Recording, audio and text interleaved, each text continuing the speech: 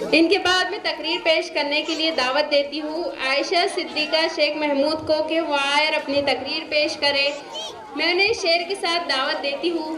اسلام کی فطرت میں قدرت نے لچک دی ہے، اسلام کی فطرت میں قدرت نے لچک دی ہے، اتنا ہی یہ ابھرے گا جتنا ہی دباؤں گے۔ عائشہ صدیقہ شیخ محمود۔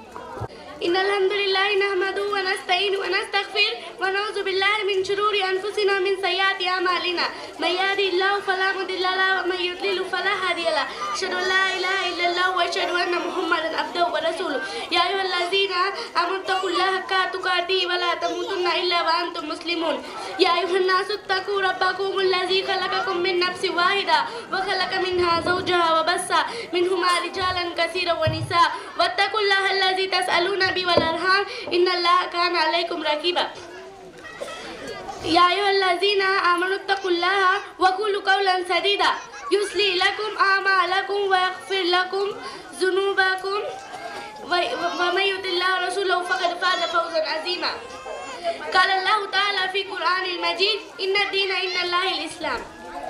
پیاری ماں اور بہنوں، اللہ کا بڑا احسان اور اکرام ہے کہ اس نے ہمیں پیدا کیا، زندگی گزارنے کے لیے پوری کائنات کو مسخر کر دیا، یہ تمام مخلوقات میں سب سے بلند یعنی اشرف المخلوقات بنایا، جسے نہ ہم گن سکتے ہیں نہ شمار کر سکتے ہیں۔ بے شمار درود سلام ہمارے پیارے نبی محمد صلی اللہ علیہ وسلم پر، جنہوں نے دین اسلام کو انہوں نے ہم تک پہنچایا۔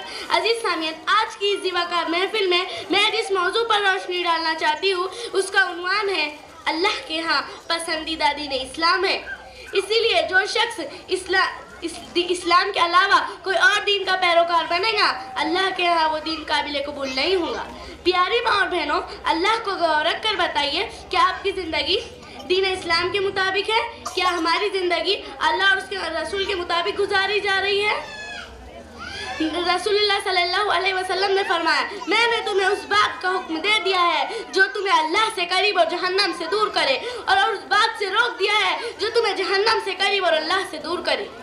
اس حدیث مبارکہ میں معلوم ہوا کہ رسول اللہ صلی اللہ علیہ وسلم نے خیر اور بھلائی کی ہر بات بتائی ہے اور ہمیں شر اور برائی کے ہر کام سے روک دیا ہے۔ لیکن امت محمدیہ نے اللہ کے پسندیدہ دین اسلام کو بھلا دیا ہے۔ آج ہم ہمارے معاشرے میں نظر ڈالیں تو ہمیں معلوم ہوگا کہ ہمارے معاشرے میں برائی کس طرح عام ہو گئی ہے۔ برائی کس طرح عام ہو گئی ہے۔ لڑکے تو لڑکے، اب لڑکیاں بھی اس دلدل میں پھنس گئی ہے۔ فیس بک اور انسٹاگرام پہ اپنے ایسے فوٹو ڈالتی ہے جسے دیکھ کر ساری انسانیت شرمسار ہو جاتی ہے۔ اللہ کے نبی کو جب سفر معراج ہوئی تو انہوں نے دیکھا کہ جہنم میں کچھ عورتیں درخت سے لٹکی ہوئی تھی اور ان کے سینوں میں خنجر کھوپ دیے گئے۔ اللہ کے نبی نے پوچھا، من ہؤلاء جبریل، جبریل امین یہ کون عورتیں ہیں؟ تو جبریل امین نے فرمایا، اللہ کے نبی یہ وہ عورتیں ہیں جو غیر مرد سے اپنے بال نہیں چھپاتی تھی اور اتنا تنگ کپڑا پہنتی تھی جس سے ان کا جسم نمایاں ہوتا تھا، اسی لیے آج انہیں ان کے بالوں کے ساتھ درخت سے لٹکا دیا گیا اور ان کے سینوں میں خنجر کھوپ دیے گئے۔ آج ایجوکیشن کے نام پہ مسلم لڑکیاں پردے کو ختم کر رہی ہے، جبکہ اللہ تعالیٰ نے قرآن مجید میں فرمایا، یا ایھا النبی قل لازواجک وبناتک ونساء المؤمنین یدنین علیہن من جلابیبہن ذلک ادنی یعرفن فلا یؤذین۔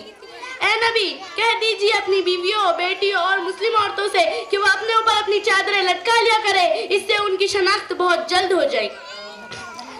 آج امت کی لڑکیوں کا مسئلہ اس آیت کے خلاف ہے۔ لڑکیوں کی اس بے راہ روی کے حقیقی مجرم ان کے والدین ہیں، کیونکہ انہوں نے نہ تو اپنی اولاد کو دینی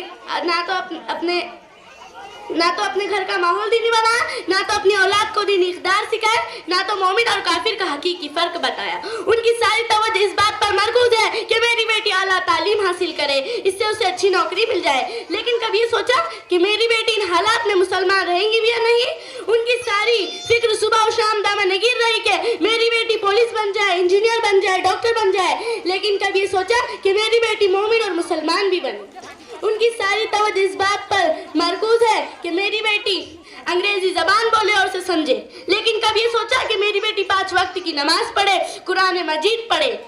علامہ اقبال نے کیا خوب کہا تھا، اللہ سے کرے دور وہ تعلیم بھی فتنہ، اولاد بھی، املاک بھی، جاگیر بھی فتنہ، نہ حق کے لیے اٹھے تو شمشیر بھی فتنہ، وہ شمشیر کیا نعرہ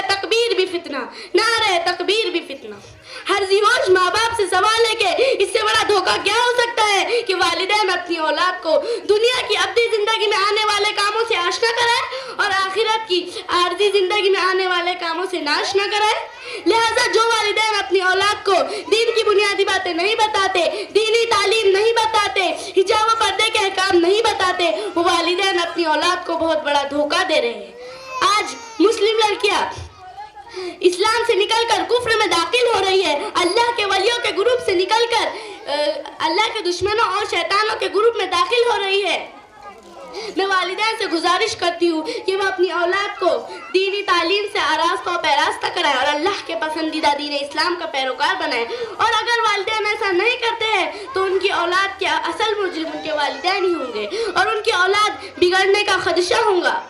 میں اللہ رب العزت سے دعا کرتی ہوں کہ وہ ہمیں سیدھی راہ پر چلنے کی توفیق عطا فرما اور ہمیں ہر بری چیزوں سے دور رکھے، آمین۔ وآخر الدعوانا الحمدللہ رب العالمین۔ السلام علیکم ورحمۃ اللہ وبرکاتہ۔